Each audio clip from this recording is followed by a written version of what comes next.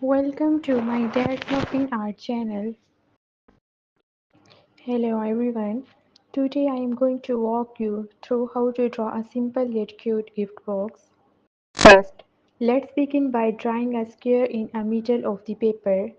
This will form the main part of the gift box, so make sure to keep your lines straight. You can use a ruler if you like, but feel free to draw it first by a more personal touch.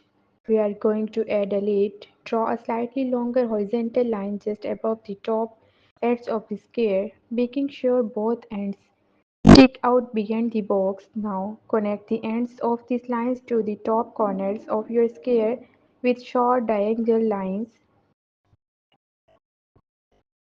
Time to add a ribbon. Draw two vertical lines in the middle of the box, evenly spaced, from the top of the lid down to the bottom of the box. Now at the bow, draw a small oval or circle in the middle right above the two vertical ribbon lines.